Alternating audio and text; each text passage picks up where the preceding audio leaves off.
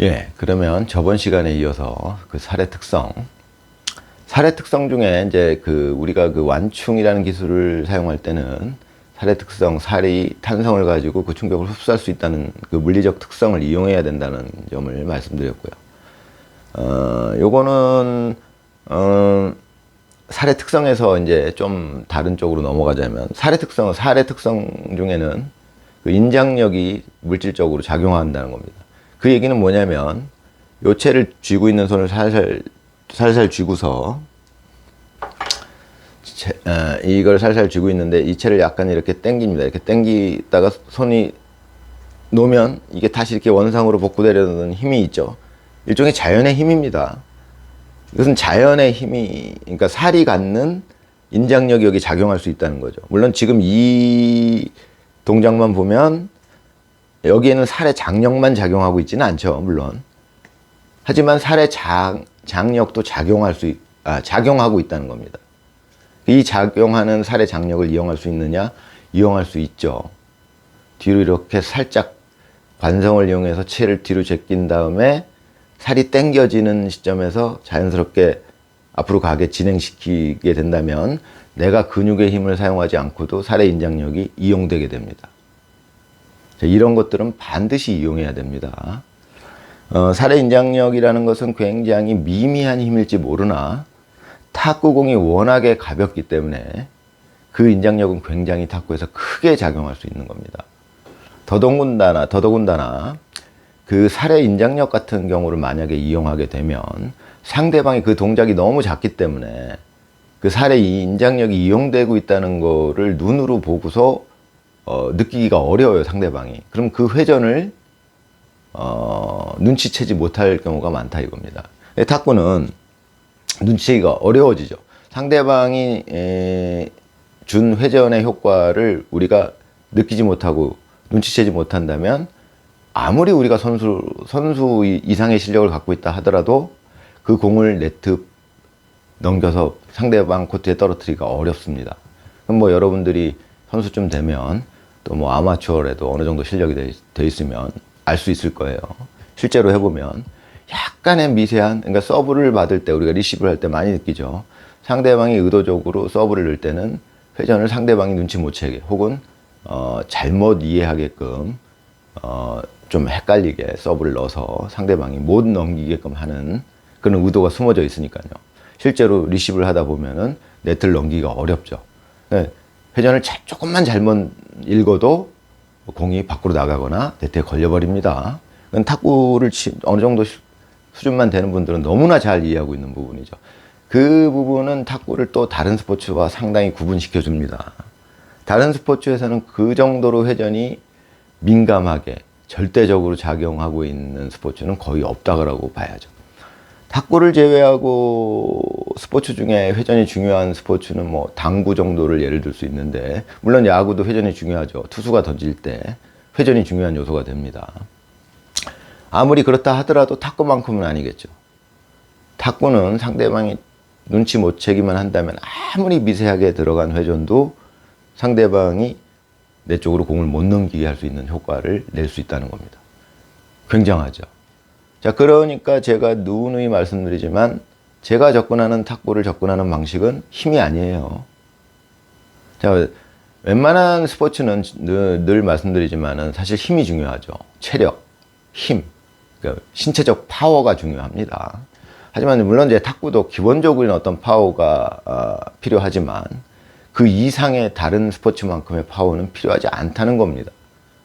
그러니까 어떻게 보면은 나이 든 사람한테 상당히 유리한 스포츠예요. 뭐 그래봤자 젊은 사람들을 당하기가 쉽지 않죠. 나이가 들어서 유리한 점은 있지만 젊은 사람이 가진 또 어떤 그 체력적인 뭐 우세함이나 뭐 이런 것들까지 다 커버하고 그 유리한 점이 작용하고 있느냐는 좀 생각해 볼 부분이 있고요. 어찌됐건 다른 스포츠에 비한다면 탁구는 상대적으로 나이 든 사람이 굉장히 유리합니다. 그러다 보니까 얼마 전에 뭐 한 2, 3년 전인가 신유빈 선수가 붙었던 그 우리 나이로 시합 당시 나이가 거의 59세, 그러니까 우리 나이로 환갑에 가까운 그 여자 선수가 신유빈 선수랑 거의 대등한 경기를 펼치고, 그런 다른 스포츠에서는 일어날 수 없는 일입니다. 심지어 바둑이라는 그 체력이 필요하지 않은 그러니까 지력으로만 겨루는 바둑 같은 종목도 나이가 들면 불리해진다는 얘기가 있습니다. 근데 탁구는 굉장히 특이하죠. 예. 그런 점에서 일단 탁구는 그 아주 미세한 힘인 살의 인장력이나 살의 탄력 이런 것들도 당연히 이용할 수가 있고 또 당연히 이용해야만 합니다. 그게 이용되어야 아까 말씀드린 제가 말씀드리는 이런 완충의 기술 같은 거는 그런 힘을 이용하지 않고는 충분히 연마하기 어렵습니다. 자, 그런 힘들을 잘 이해하고 내가 이 공이 라켓에 라바에 닿는 순간 채를 뒤로 충격을 흡수한다라는 이런 기술은 사실은 그런 성격들을 다 이해하고 이용하지 않는다면 연마하기가 어렵겠죠. 이런 측면이 있으니까 이제 완충이라는 기술은 그런 의미가 있다는 거.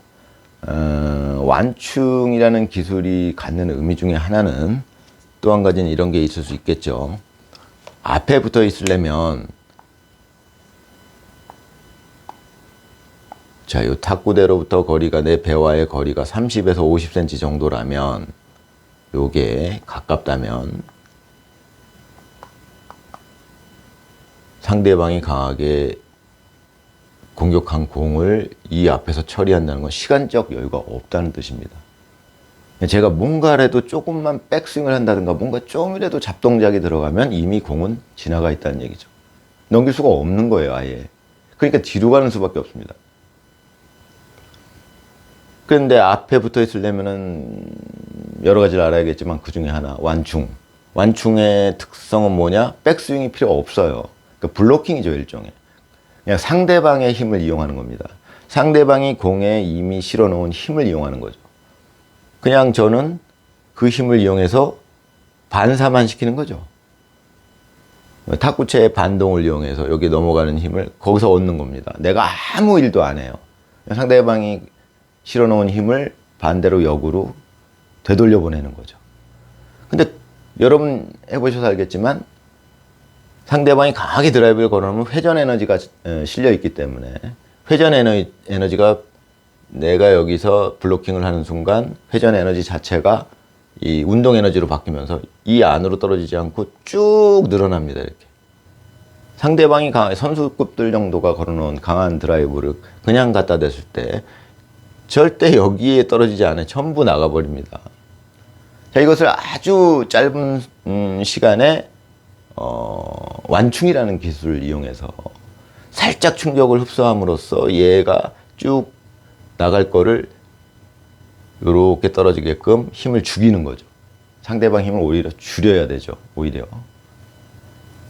뭐 여러분들 경험적으로 아시겠지만 선수급들이 걸어놓은 드라이브를 갖다 대기만 해도 굉장히 여 안에 떨어질 수 없을 정도로 이 운동량이 많아지는데 운동 에너지가 많아지는데 그것을 충격을 흡수함으로써 요거 앞에 떨어뜨리게끔 하는 자, 요 기술은 반드시 필요한 앞으로 미래 탁구에 있어서 반드시 필요한 기술이라고 저는 생각하죠.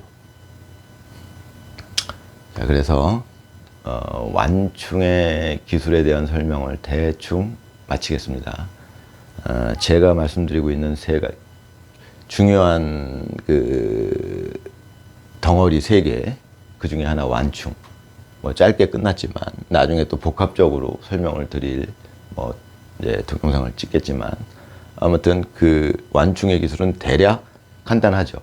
그 원리만 알면 이제 연습만 하면 됩니다. 그걸 알면 연습하면 되겠죠. 지금 아무도 어떤 세계에서 아무리 잘 치는 선수라 할지라도 이 앞에 붙어서 상대방이 건 드라이브를 완충의 기술로 이렇게 블로킹으로 이렇게 넘기기가 어려워요.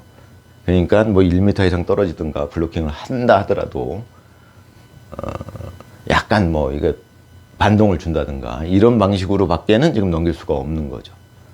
완충의 기술은 그거랑은 완전히 차원이 다른 기술입니다.